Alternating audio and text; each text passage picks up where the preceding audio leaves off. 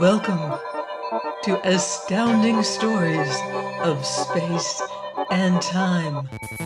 I'm Mardell, and our story this week is Formula for Conquest by James R. Adams. I have a formula, the little man said loudly. I punched him ungently in the ribs and jerked my head toward the mangy crew whooping it up in the close confines of the ill-smelling Martian musk parlor. "Shh, not so loud, Guy," I whispered from the corner of my mouth. "This bunch would slit your throat in a minute if they knew you had something on you that would bring a credit or two. I don't know what your game is, but let's go in the back room where we can talk without starting someone's ears to burning." I wrapped my arm around the guy's shoulders and steered him toward the back room, singing and laughing as though I had an overload of me's musk and was feeling a little bit happy. I didn't know what had brought the little fellow to me. I'd never seen him before, yet he seemed to know me and had made his way directly to the bar where I stood and addressed me by name.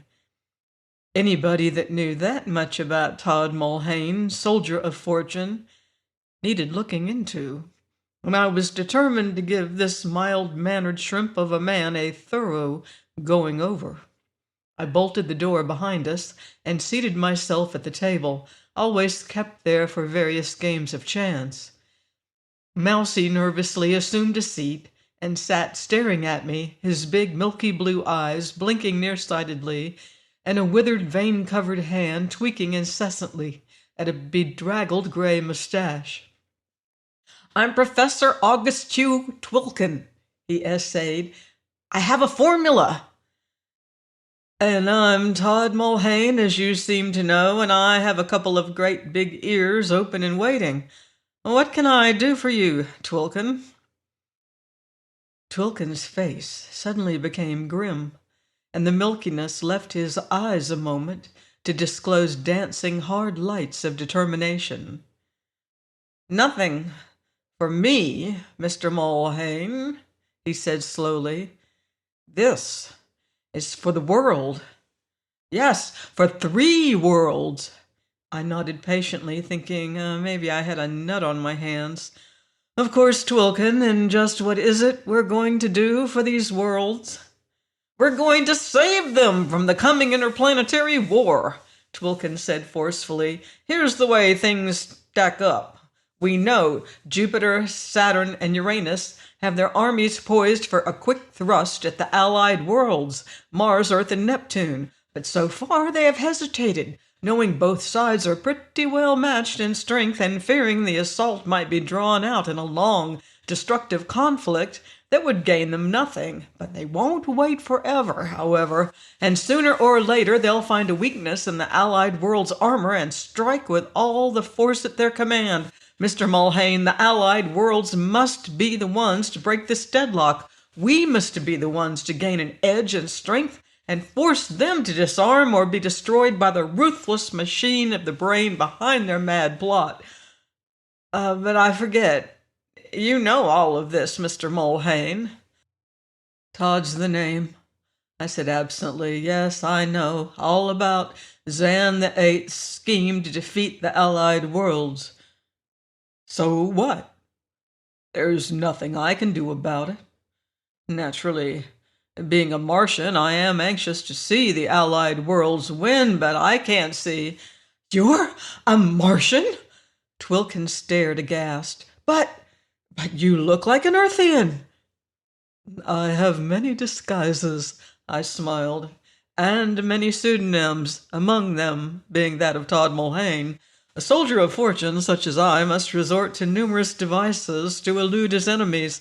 Incidentally, how did you know who I was and where to find me?" "I have contacts," Twilken stammered, "but your disguise seems so realistic. I would swear you're an Earthian." "I put my entire being into a part. I would long since be dead if I were unconvincing in my characterizations. But we digress, Twilken. Come to the point." "The point is this." Twilken recovered from his astonishment. If we had the support of one of the lesser planets, such as Venus, well, we could easily overthrow Zan's regime and bring a lasting peace to the system. But at the time, the inhabitants of Venus are in a crude stage of evolution and are too stupid to be of much help. They have expressed their willingness to help, but their ignorance might well be a weight on our progress and turn the tide against us. I shifted uneasily in my chair and glanced at the door.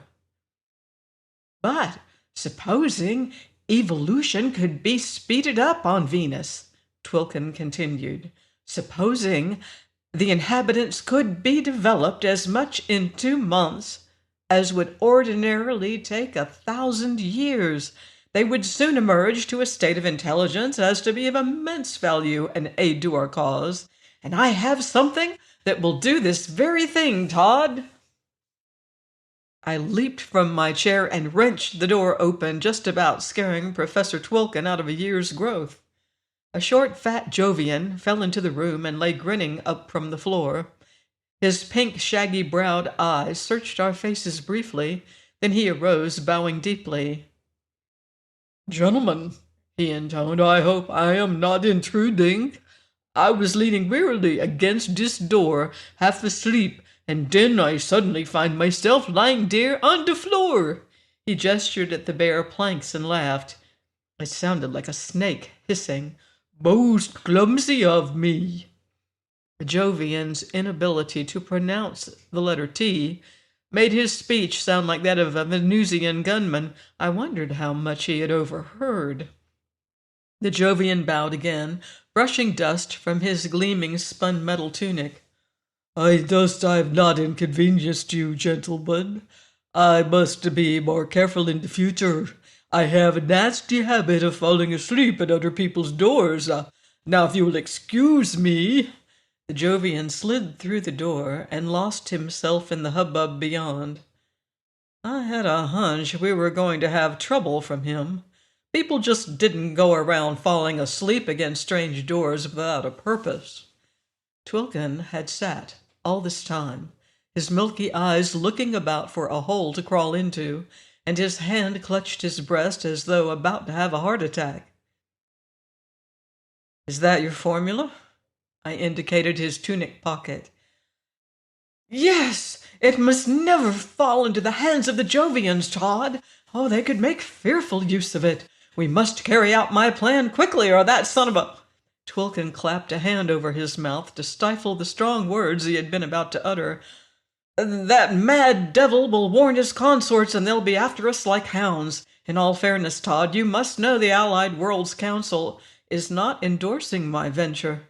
The diplomatic relations between worlds are stretched to the breaking point, and if the Jovian government thought the Council was supporting such a plan, they might strike immediately with devastating results to the morale of our people, for there are some who think we can't possibly stand against such an efficient organization as Zan's.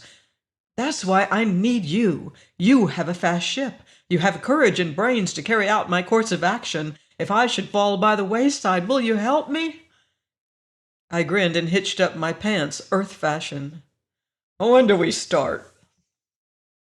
We were well out in the void, thundering toward Venus, when Twilkin pointed excitedly at a small speck on the telescreen.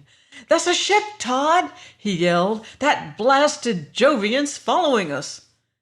I poured more power to my craft and slammed down frantically on the meteor shield stud, but it was too late. A great blast rocked the ship, and girders groaned their protest as they buckled under the terrific pressure. A piece of flying metal smacked Twilkin on the head, and he sank to the floor out cold. I ran to the navigation room locker and snatched out a couple of spacesuits. I tugged and stuffed Twilkin into one and barely made it into my own when the air began to hiss out through the torn plates. We were caught up in the vacuum and whisked out into the dark, cold vastness, to float about like two corks in a mill pond. The Jovian ship, for such it proved to be, rushed in quickly and fastened a grappling beam on our helpless figures. In less than a minute, we were inside the cruiser and facing the leering Jovian of the Musk Parlor incident. "I am most pleased in this opportunity to renew our acquaintance," he smirked. "No doubt you know what I am after.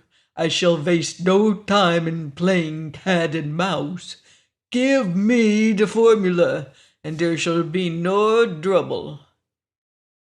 Twilkin came to long enough to shout, "You shan't have it!" "But I will," the Jovian assured him. "I have but to search you. I am certain we shall find the formula on your person. Will you surrender it voluntarily, or must we use force?" "Give it to him, Augie," I said. "We're cold turkey." "Mr. Beltane is quite correct," the Jovian agreed.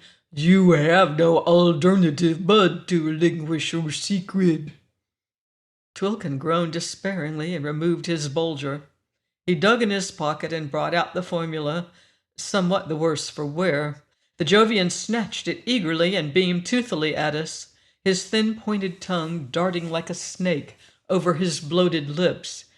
"Thank you, Mr. Twilkin. Never fear, I shall make good use of your formula. Would you care to know how I intend to defeat the allied worlds with it?" We remained silent. "Very well, I shall tell you. Just as you have a potential ally in Venus, the inhabitants of Pluto are likewise sympathetic to our cause.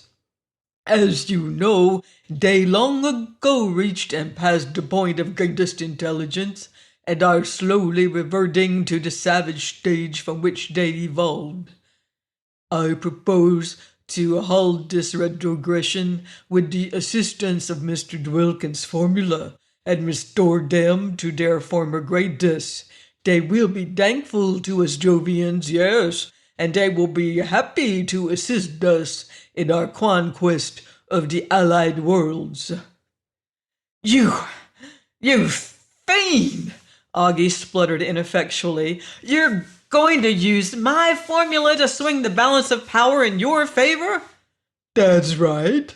The Jovian bowed. "It's not just the very same thing you intended to do for your own worlds. Turned about as fair play, I once heard on Earth." "But we weren't planning to destroy you and your crummy bunch with it," Augie shouted, incensed at the Jovian's condescending air. "We were only going to use it to force your armies to disarm and to remove your cutthroat clique from power." "No doubt." The Jovian waved a plump, bejeweled hand. "And that must never be.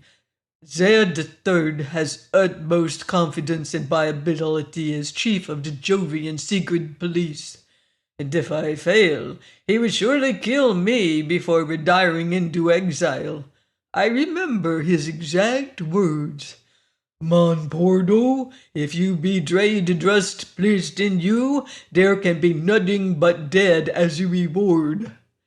You can readily appreciate my predicament, gentlemen.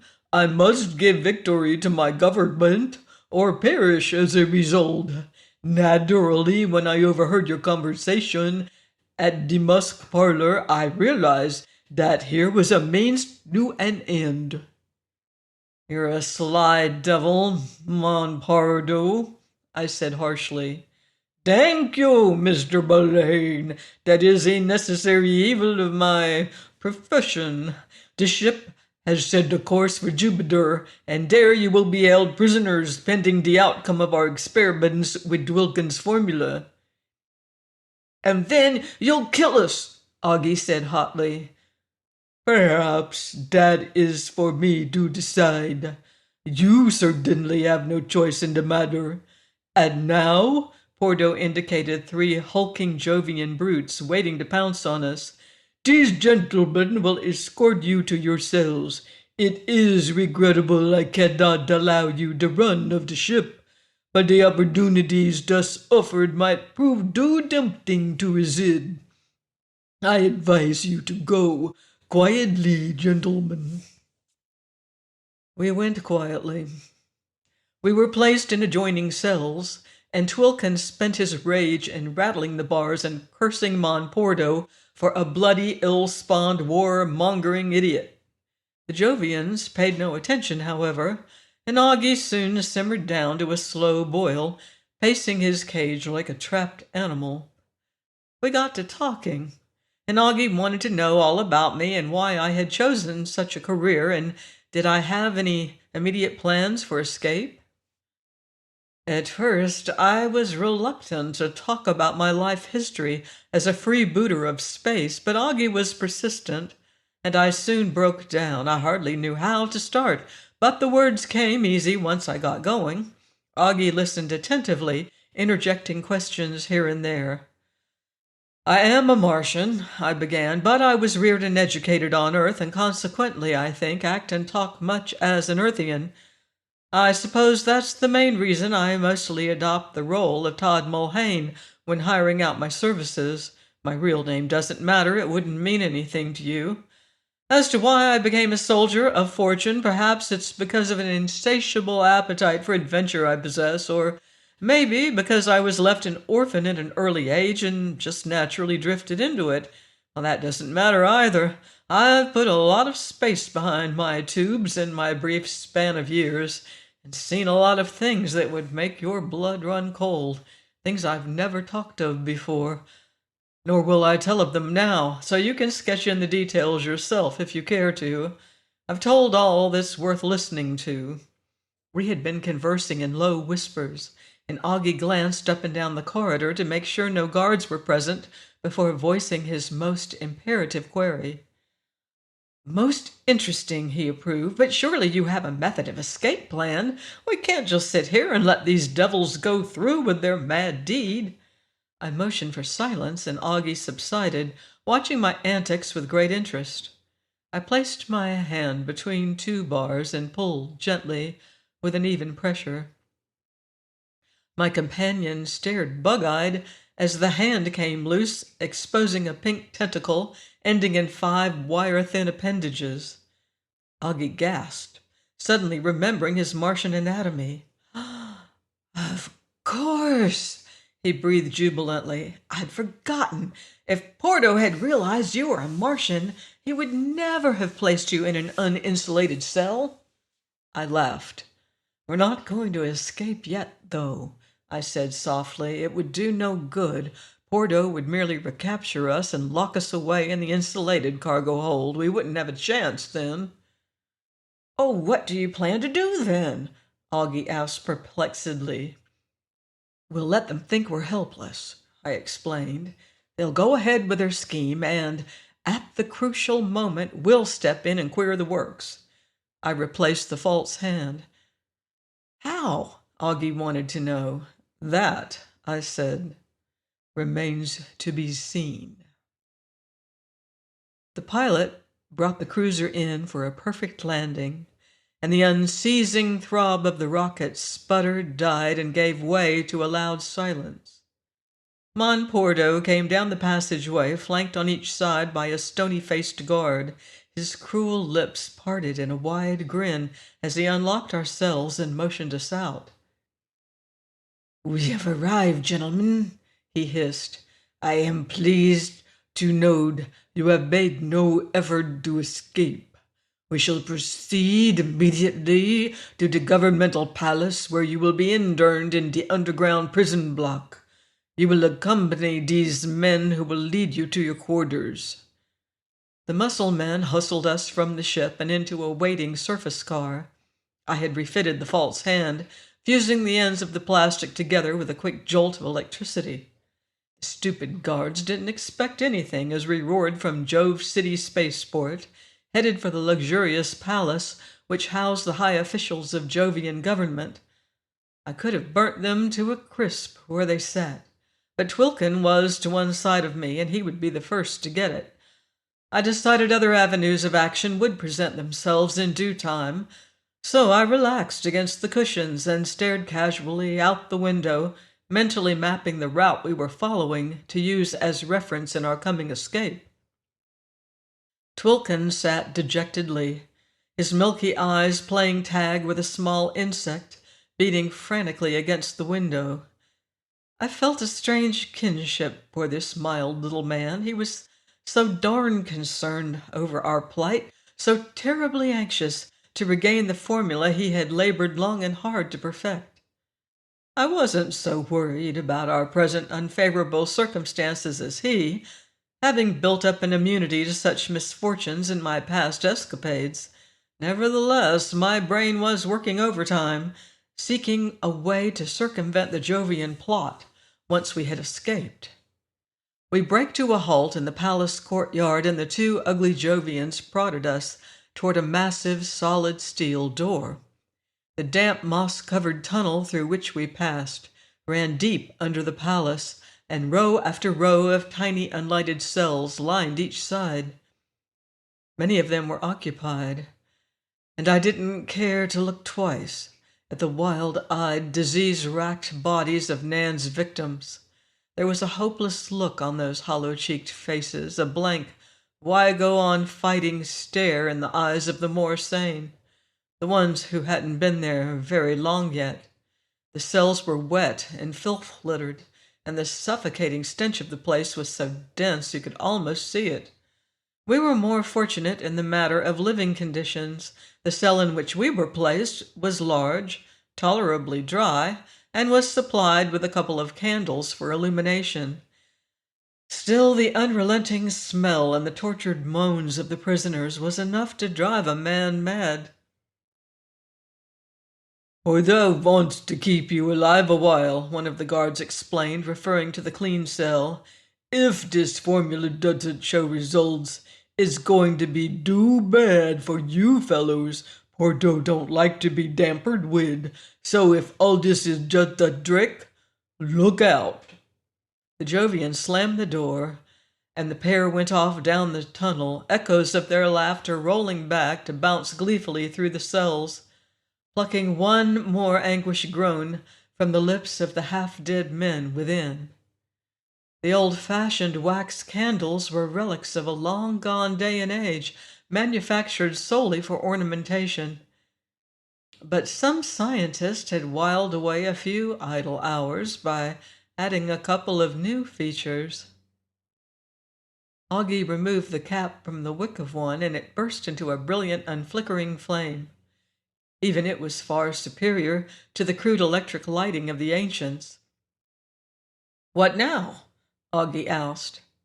"We wait," I said. "This cell isn't too uncomfortable, and we can bide our time here, play the game Porto's way, and lull him into a sense of invulnerability.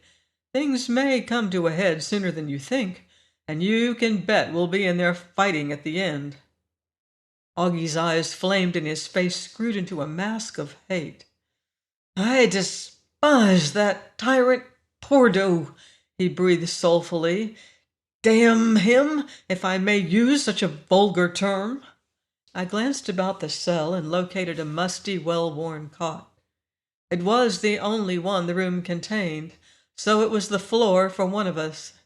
Night must be spreading its black cloak across the world outside, and we were both dead tired. "We'll flip a coin for the bed," I said, "then we'll alternate its use for as many nights as we're here." Augie chose heads and flipped the coin. It came up tails. "Damn," he reiterated. "Seems my luck has flown the coop for good." He crossed the room and snapped the cap down over the candle wick. Darkness rushed in, probing inky fingers under the cot and in crevices, eager to strangle any loitering mote of its fleeing enemy. Porto visited us the next day, anxious to let us know how he was progressing. He bowed his silly, condescending bow. "I trust you have slept well, gentlemen. I am indeed sorry there are no better quarters available, but the choice rooms of the palace are quite well filled with the visiting diplomats of our allies.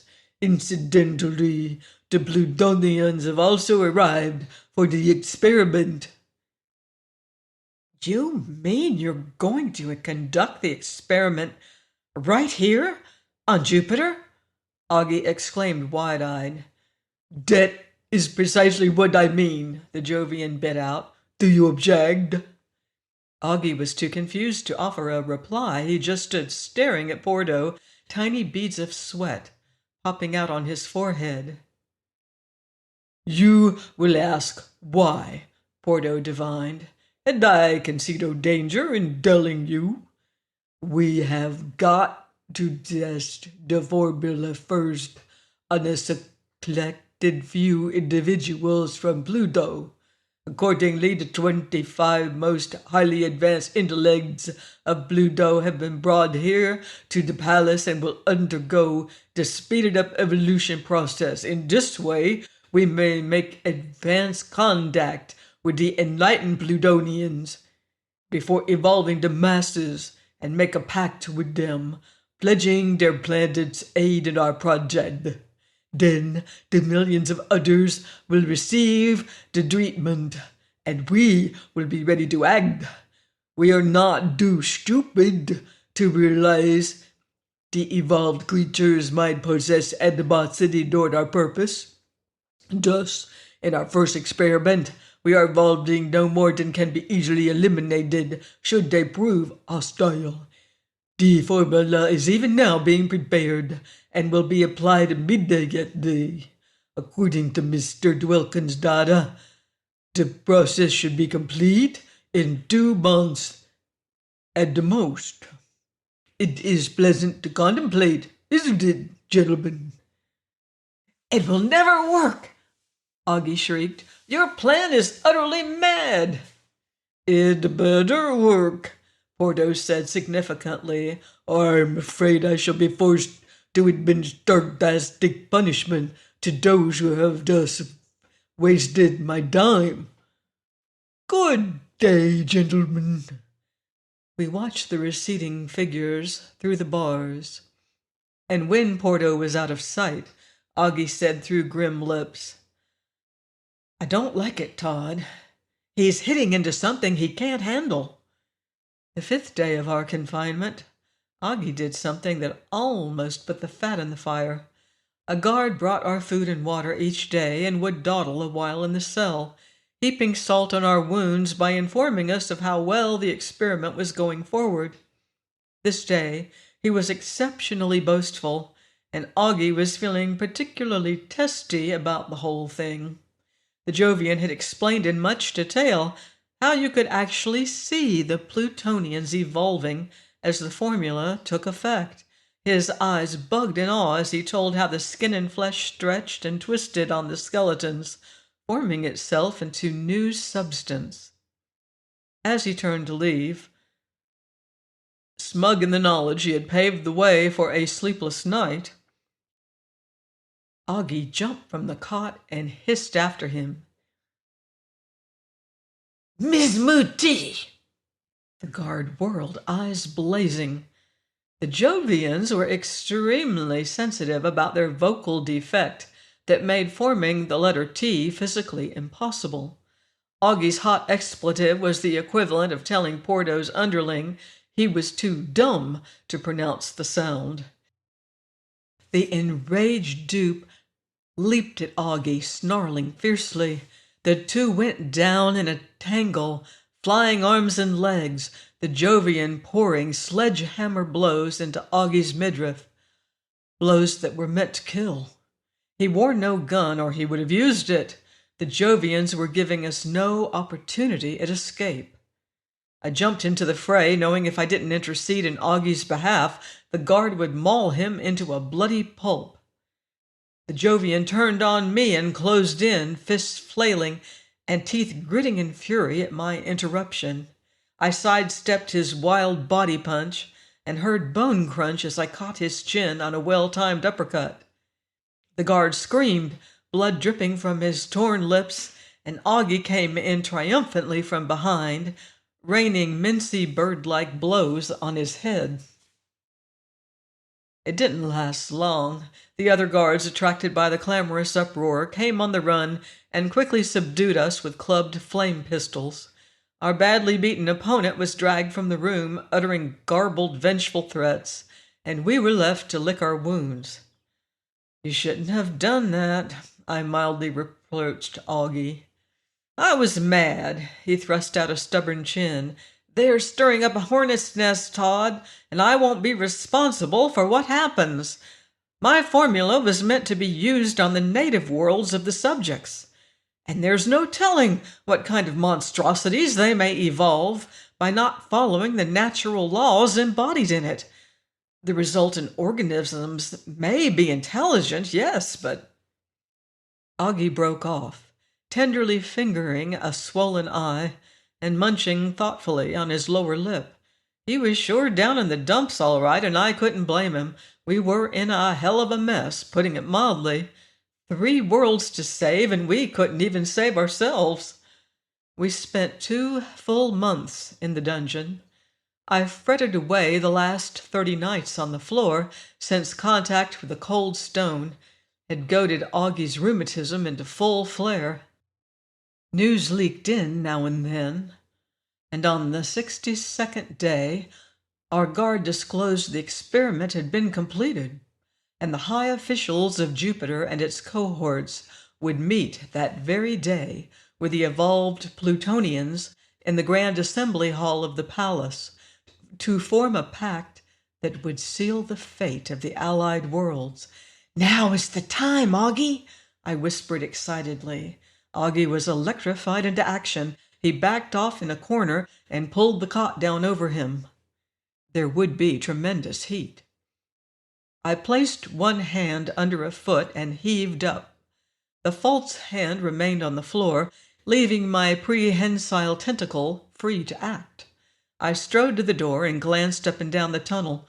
No guards were present. They were probably outside discussing the conference, which was now in progress. I twined my fingers around a thick steel bar and gave it all the juice I had. The metal glowed red hot, slowly fading into an incandescent white. The stuff began to melt, flowing out into the tunnel and forming bubbling puddles at my feet. The door didn't last long. All that was left was the cooling pools of metal and a gaping frame that yawned invitingly. The way was clear. "Willing to take a chance?" I asked. Augie gulped and nodded weakly. I boosted him to my back and made a sudden dash through the hissing liquid steel, taking care not to slip. I wasn't afraid for myself. I'm non-conductive to heat. But Augie, perched precariously on my back, would certainly be engulfed and devoured by the stuff if I should fall. Then we went through the molten hell, making our way cautiously down the passageway.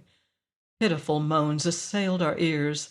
Frenzied pleas for us to release the sufferers inside welled forth from the dark cells, but I was adamant. "Time enough for that later, if we're successful," I said to Augie. "These half-dead creatures would only be in our way in the coming fight." We reached the outer door, and I pulled tentatively on the handle. It was unlocked.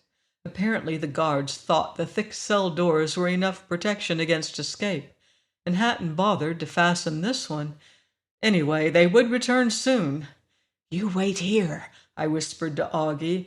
"They're probably outside the door and would raise a hell of a noise if we came rushing out fighting. I may be forced to use a little persuasion on them." I opened the door and stepped casually outside. The guards were huddled in a circle, not 10 feet from me, absorbed in an abstract debate on what would arise from the palace conference. One of them spotted me and let out a squeal. "Look," he stammered, "one of the prisoners is loose." They marshaled their forces and advanced on me slowly, quietly, seeing no reason to summon aid. There were 5 of them. I was but one. They made a concerted rush and clamped eager hands on my arms. Monporto and Zan would reward them liberally for thwarting such an ill-planned coup. It was so easy, too. I placed my exposed tentacle on the shoulder of one and let go with a few thousand volts. The Jovians were packed together tightly, and the electric charge dispatched them with grim ease. There was nothing left but a sickening mass of blackened, cooked flesh. Augie poked his head through the door and gagged wretchedly at the carnal sight. "It was necessary," I said. We stuffed the charred bodies inside the tunnel door and fled swiftly across the courtyard to the palace proper, where I pointed to a high window. Vines ran rampant on the wall. It would be an easy matter to climb up them to the window. We started up. gaining footing in small cracks between stones and going hand over hand toward the opening. Augie looked down once and turned a pale green. From then on, he kept his eyes fastened to our objective. I reached the window first and held out a hand to Augie. I pulled him through, and we stood looking about. We were on a huge balcony overlooking the brilliantly lighted Grand Assembly Hall. The most eminent political figures of 3 planets were there below us. Here was Taj Morkus and Klex II of Saturn. There was Wen Dorn and the intellectual, if perverted scientist, Haljan from Uranus. The wily Mon Porto was all about the hall like a fretful hen, bowing and shaking hands and directing the villainous delegates to seats at the council table. At the head of the table sat Zan the Eighth himself, adorned from head to foot with rare exotic jewels, watching the redundant proceedings from bored, seemingly sleepy eyes. There were many, many more, but those 6 were the main cogs of the machine. I counted exactly 100 figures seated around the table, and some of them were strange beings indeed.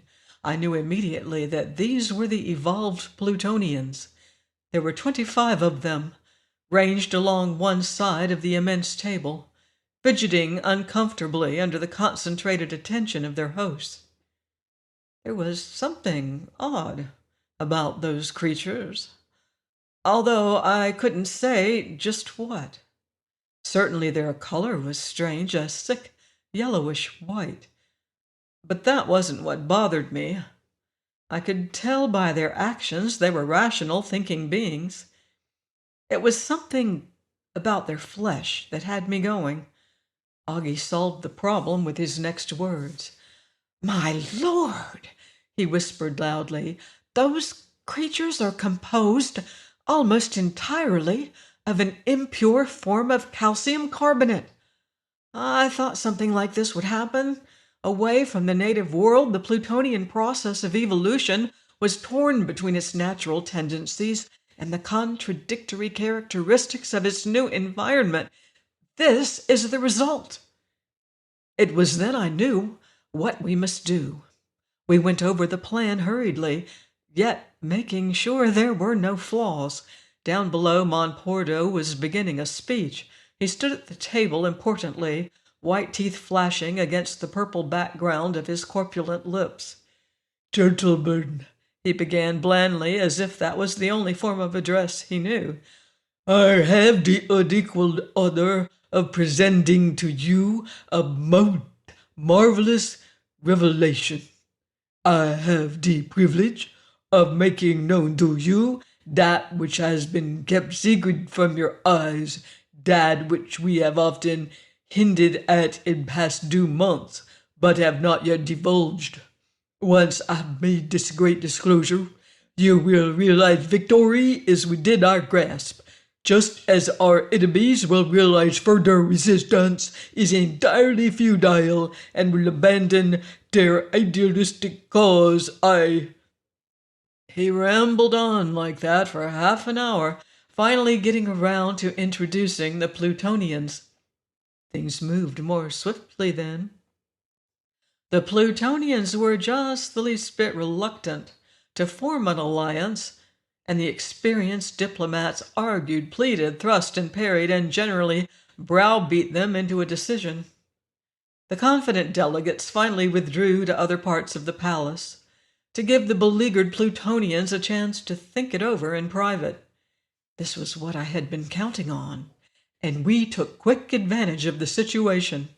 Augie scurried back through the window and clung to the vines outside to be a safe distance away from what was to come. An hour, the diplomats had said. We would make good use of those 60 minutes. I leaped to the balcony rail and plummeted down in the center of the hall. The Plutonians didn't have time to get out so much as a peep. I had divested myself of both false arms, and even in midair, I released a killing charge of electricity that left the duped creatures slumped in their chairs, lifeless hulks. If the armed Mon Porto had been there, things would probably have been different. The Jovians were quick-eyed and quick-acting, and he would have blasted me to pieces with his automatic the minute I appeared on the balcony rail.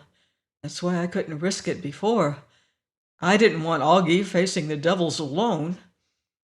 I spent quite a little time in the hall, standing in the center of the table and sending out wave after wave of electricity over the dead Plutonians, doing things to their bodies. Finally satisfied I had accomplished my purpose, I arranged the beings in lifelike poses along the table and moved silently to a spot beneath the balcony rail. Augie had succeeded in tearing one of the tough vines loose from the palace wall, and now he lowered it to me, keeping a wary eye on the hall door. Going quickly up the thin fiber strand, I stepped jubilantly over the rail and found myself looking directly into the venom-filled eyes of Mon Porto. He was standing in back of little Augie, a little to one side, so the deadly automatic held unwaveringly in his hand could cover us both. The frozen surprise on my face caused Augie to turn and stare sickly. All the heart seemed to go out of him at that moment. His shoulders slumped wearily, and the hard lines of determination in his face dissolved into a black pool of despair beneath the caustic solvent of a big, unashamed tear. We were beaten. For once Porto was so infuriated he forgot all about bowing. His eyes smoldered like blobs of hot grease about to burst into flame. Frenzied, unholy hate seemed to ooze from every pore. Even so, he spoke quietly. "A need planned, gentlemen, but it has failed, just as all plots against Zan the Third will fail. True, you have given us temporary setback by killing the Plutonians, but we still have the formula, and there are others who, though not as intelligent, will well serve our purpose. It is too bad I decided to visit you during the recess, isn't it? Otherwise, your rash act may have succeeded. When I found you gone and your guards dead, I knew instantly what you were up to, and came here as soon as the logical point for you to strike from.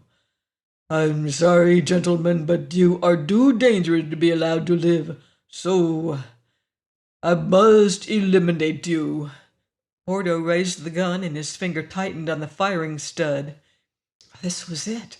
I couldn't blast Porto with an electric shock without killing Augie too. "Goodbye, Todd Mulhane. You've had a short but interesting life." I steeled myself for the atomic capsule that would soon rip through my body. Augie acted almost impulsively. He still held the fibrous vine in his hand, and had noted slyly one of Porto's feet enmeshed in the extending end.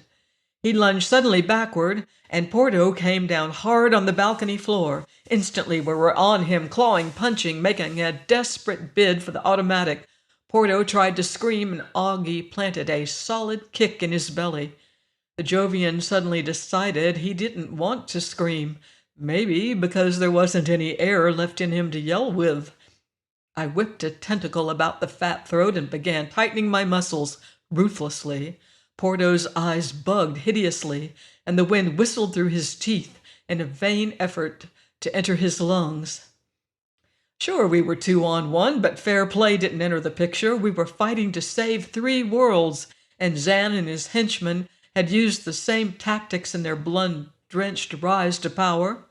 This was a case of "turnabout is fair play," as Porto would say. Right now, he wasn't saying anything. The fat body had gone limp in my grasp, and Porto's evil soul was probably this minute bowing at the gates of hell and saying, "Gentlemen." "They'll be returning any minute," Augie panted anxiously. "We've got to work fast." I handed him a small chunk of stuff I'd gouged from the body of a dead Plutonian, and retired to my place at the balcony rail.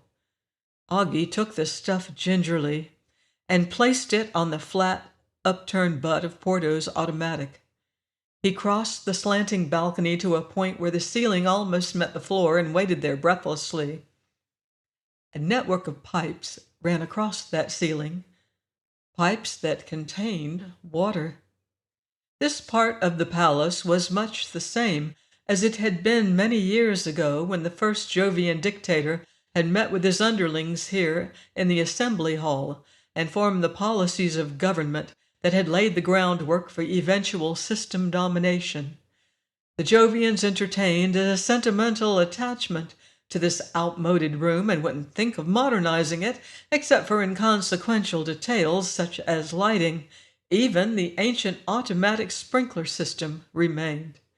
Originally used to combat fire, it was now nothing but an ornament, a relic of bygone days. The Jovians didn't need it now. Scattered about the room were dozens of the recently invented chelicyrene capsules, one of which could extinguish the most persistent of flames. But I was staking everything on the hope the sprinkler was still connected to a water pump. The diplomats were re-entering the room. They moved forward confidently, unrealizing of the fact the Plutonians were dead. Zan led the procession, his gigantic belly bouncing up and down in rhythm to his pompous steps. Now! I waved my hand frantically at Augie. He snapped to sudden life. A stream of saliva squirted from his lips and impaled the stuff on the gun butt. It literally exploded into flames. Fingers of fire danced around the gun butt, questing hungrily for something to absorb. Augie supplied that something. He moved the gun up under a rusty sprinkler pipe and held it there. Luckily, he had the foresight to empty the gun's atomic capsules and wrap a torn piece of cloth about his hand. The assembly hall was big, and the men below were walking slowly. Augie's torch had ample time to heat the pipes before the group reached the table. Zan was getting suspicious. The unmoving forms of the Plutonians had him puzzled. They ought to at least have the courtesy to rise from their chairs and acknowledge his august presence. At that moment, one of the dead beings tumbled from his seat, breaking into a million pieces as he hit the floor. Zan yelped alarmedly and rushed forward, just as the sprinkler pipes opened up and gushed forth a thick sheet of water, drenching the whole assemblage. Things began to happen then. A tremendous whoosh shook the room, and a canopy of flame flashed out from the table. In a trice, the hall was a blazing holocaust. Scream after scream tore from the throats of the victims as the roaring inferno gulped them in, and fiery teeth gnawed the flesh from their bones. There wasn't a chance of one of them reaching a chelicyrene capsule. We raced to the window and tumbled down the vines. I had the location of the spaceport well fixed in my mind, although it didn't matter much now if we were captured. The plot had been foiled. "We have the Plutonians to thank for our success," Augie yelled, pounding across the courtyard. He was right. Calcium carbonate had been almost the sole constituent of the Plutonians. There were other elements, yes, but in a far less degree.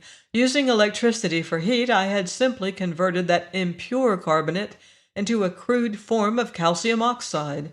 It was crumbly stuff, but it had stuck together long enough to deceive the conspirators into thinking everything was shipshape in the assembly hall. When those sprinkler pipes let go with their load of water, well, any high school boy can tell you what happened.